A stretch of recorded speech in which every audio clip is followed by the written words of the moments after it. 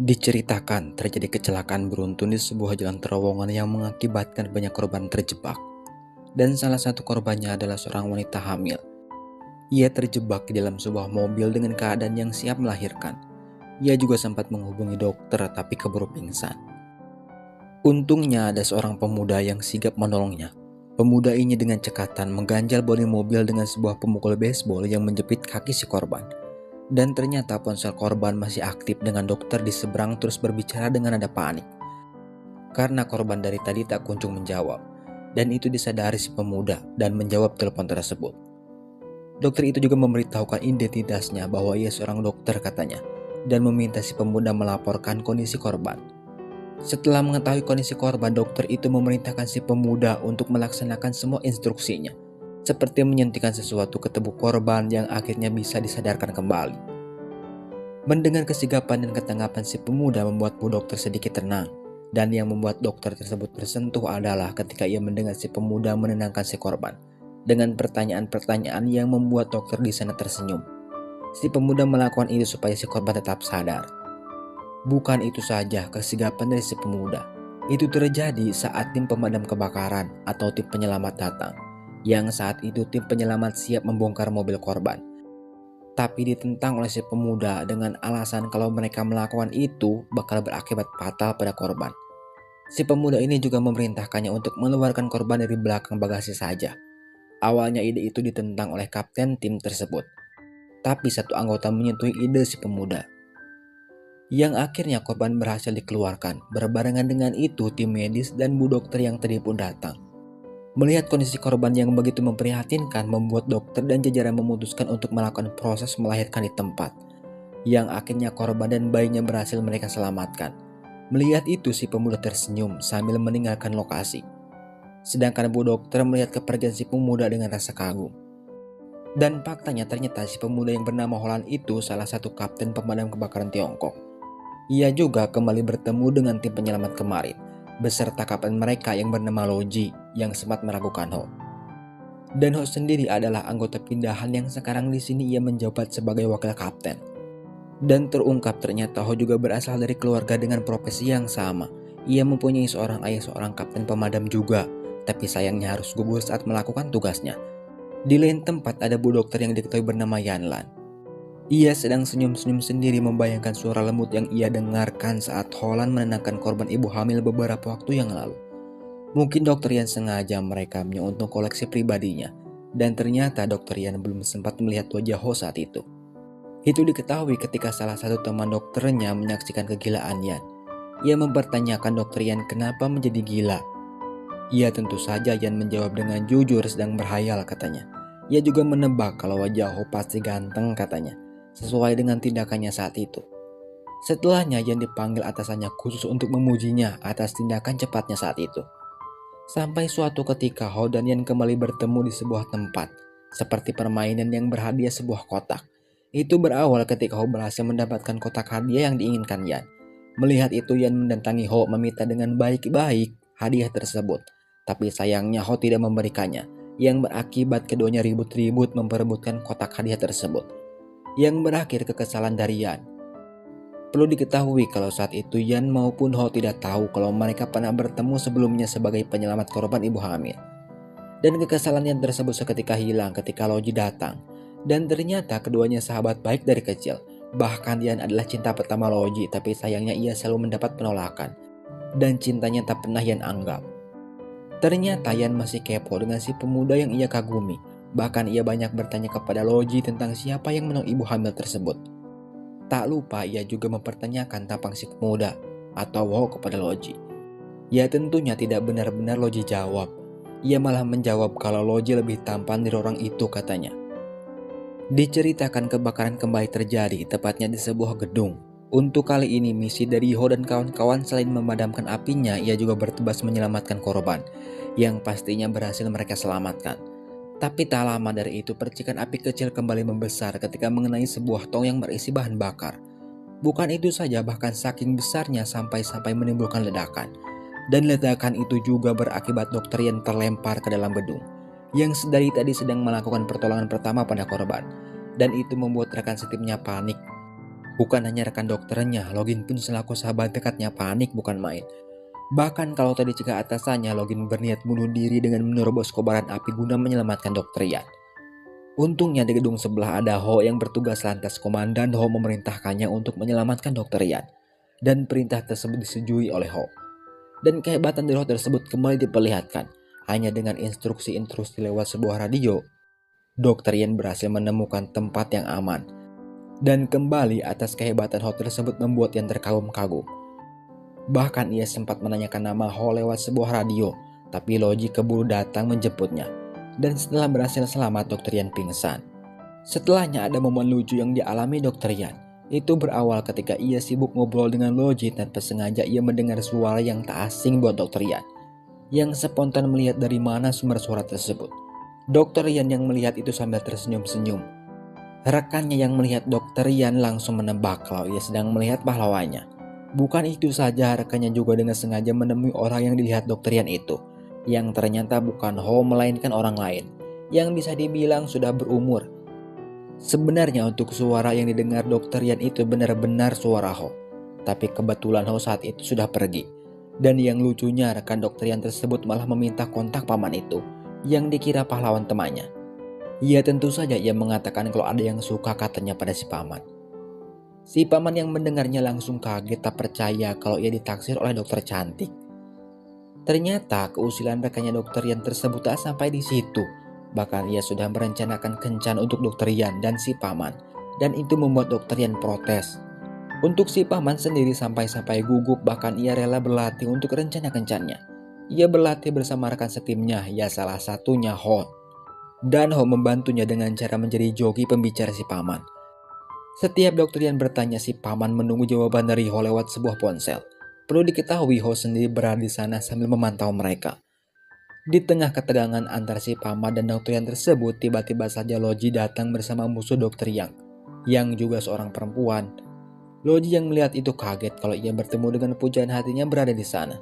Yang akhirnya mereka berempat jadi makan bersama, tapi dengan keadaan yang lucu, yaitu Loji mengabaikan teman perempuannya.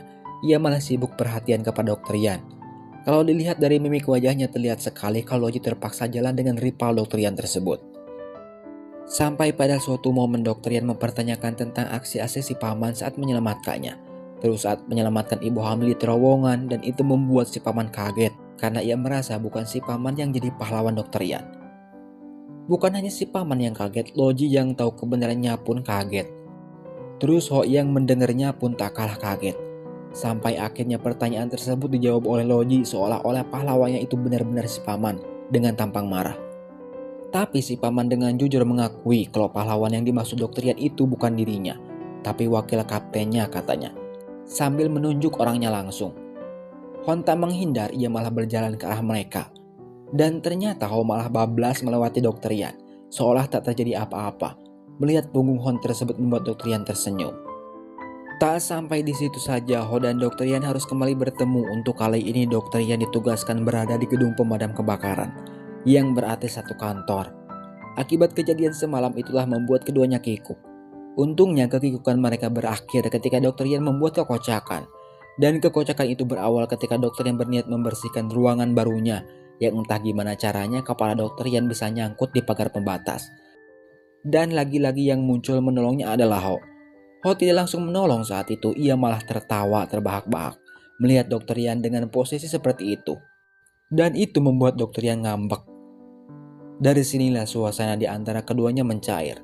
Dan yang membuat Dr. Yan baper adalah ketika Ho menolongnya, yang saat itu posisi keduanya sangat berdekatan. Sadar akan posisi masing-masing membuat keduanya dilanda kegugupan. Bukan itu saja, momen-momen kebaperan mereka, seperti saat Ho membantu Dr. Yan dengan cara berpura-pura menjadi pacarnya, yang saat itu mantannya Dr. Yan sengaja berbicara tentang pernikahannya, dan perlakuan-perlakuan manis tersebut sukses membuat Dr. Yan salah tingkah. Terus dilanjutkan dengan momen dramatis. Itu terjadi saat tim pemadam kebakaran dan para dokter melakukan latihan mendaki gunung ceritanya. Sampai suatu ketika Dr. Yan mendapatkan laporan dari seorang penduduk yang kehilangan keluarganya. Bukannya meminta bantuan tim penyelamat, Dr. Yan malah bertindak sendiri. Walaupun begitu, ia berhasil menemukan orang yang hilang tersebut. Tapi di dasar tebing, dengan keadaan yang sangat memprihatinkan. Orang itu mengalami luka parah, dan itu membuat Dr. Yan panik. Setelah menemukan korban, barulah Dr. Yan memberikan laporan ke atasannya, dan atasannya memerintahkan Ho untuk membantu Dr. Yan. Di tengah kepanikan Dr. Yan itu, sang pembawa ketenangan muncul dari atas tebing dengan keren. Ia meminta untuk cepat mengevakuasi korban, tapi Dr. Yan menolak. Ia mengatakan alasannya, yaitu kalau korban membutuhkan operasi sesegera mungkin. Awalnya Ho menolak. Setelah mendengar alasan yang menyangkut nyawa korban, ia rela menjadi penjamin untuk Dr. Yan. Ketika ia membantah atasannya untuk sesegera mungkin ke base camp. Untungnya operasi yang dilakukan Dr. Yan tersebut sukses dan korban berhasil diselamatkan. Tapi masalah baru muncul ketika Dr. Yan sendiri juga sedang sakit. Bahkan ia hampir ambruk apabila Ho tidak memeganginya. Dan akhirnya mau tak mau Dr. Yan digendong oleh Ho sampai ke tempat yang benar-benar aman.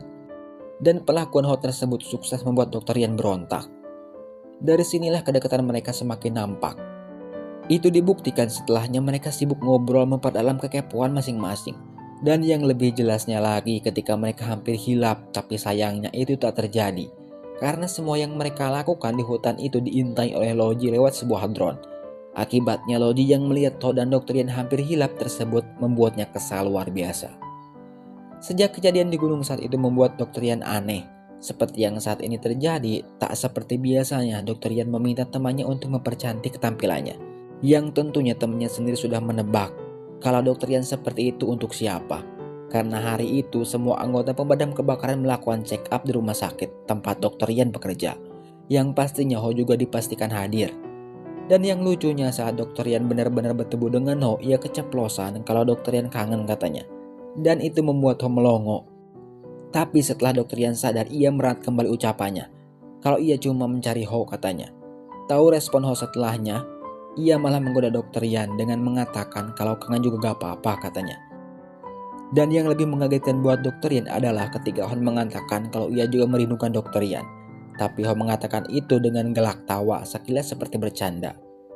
Dan ketawanya Ho itu menghilang ketika Dr. Yan mempertanyakan hasil tes kesehatannya. Mendengar itu membuat ekspresi wajah Ho pucat. Dan ternyata sebelumnya Ho sempat akan diperiksa, tapi ia memutuskan untuk kabur karena takut jarum suntik. Dan sekarang sialnya ia malah bertemu dengan Dr. Yan. Dari mimik muka Ho saja sudah tahu kalau Ho sedang menghindari sesuatu. Awalnya Ho membantah itu setelah melihat seorang perawat lewat membawa bekas jarum suntik, membuat Ho seketika lemas di pelukan Dr. Yan. Dan sekarang giliran Dr. Yan yang ngakak. Tapi setelahnya Dr. Yan dibuat mesem-mesem sendiri ketika tidak ada angin, tidak ada hujan, tiba-tiba saja ia diantarkan pulang oleh Ho. Dan itu sukses membuat Dr. Yan melayang-layang. Dan ternyata momen tersebut juga disaksikan oleh orang tuanya. Bahkan dengan gamblang mereka merestui keduanya. Tambah ngeplailah Dr. Yan saat itu. Padahal sebelumnya orang tua dari Dr. Yan tersebut ngebet ingin menjodohkan anaknya dengan Loji. Yang kebetulan kedua keluarga besar mereka sangat dekat. Sejak kedekatan mereka saat itu membuat keduanya semakin leket. Seperti sekarang mereka tak lagi segan untuk saling memberi kabar. Terus ada momen lucu lagi setelahnya. Yaitu saat dimana Ho melihat Dr. Yan sedang makan berdua dengan Loji, entah kenapa membuat ekspresi Ho menjadi kesal. Bahkan ia tak segan untuk merusak suasana di antara mereka saat itu dengan cara ikut nimbrung. Bukan itu saja, Ho dan Loji juga terlihat bersaing saat akan memberikan minum kepada Dr. Yan. Yang berakhir keduanya benar-benar bertanding. Siapa yang minum susu terbanyak, ialah pemenangnya. Tapi pada akhirnya yang berhasil membawa pulang Dr. Yan ya tentu saja Ho. Saat mengantarkan pulang Dr. Yan, Ho sibuk manyun. Mungkin ia cemburu dengan kejadian barusan, yang akhirnya Dr. Yan menjelaskan tentang hubungannya dengan Loji, yang hanya sahabat katanya. Barulah Ho bersuara, tapi masih dengan mimik wajah yang sama. Walaupun begitu, paginya mereka kembali jalan berdua ke sebuah tempat, dan tempat tersebut katanya tempat pijit. Dan ternyata tempat itu adalah jebakan bagi Ho. Nyatanya di sana ia dipaksa untuk menjalankan akupuntur, yang notabene ia takut jarum suntik, tambah frustasilah Ho saat itu. Walaupun begitu ia tak bisa apa-apa, semua alasnya dipentalkan oleh Dr. Yan. Karena ia malu kalau sampai orang-orang di sana tahu kalau ia takut jarum suntik. Walhasil mau tak mau Ho mengikuti itu sambil teriak-teriak, dan teriakannya itu dinikmati oleh Dr. Yan sambil ngakak. Seharian pula keduanya menghabiskan waktu bersama, seperti mereka jalan ke sebuah tempat yang berisi binatang lucu. Sambil disambi obrolan yang bikin senyum-senyum sendiri bagi pendengarnya. Dan kencan mereka ditutup dengan epik oleh Ho. Ia membuat kejutan untuk Dokter Yan dan kejutan itu berupa pemandangan yang indah dari atas ketinggian. Ho juga tahu kalau Dokter Yan takut ketinggian, walhasil membuat Dokter Yan benar-benar nempel karena ketakutannya itu. Seolah balas dendam akibat ulah Dokter Yan tadi. Ho benar-benar menikmati ketakutan Dokter Yan tersebut.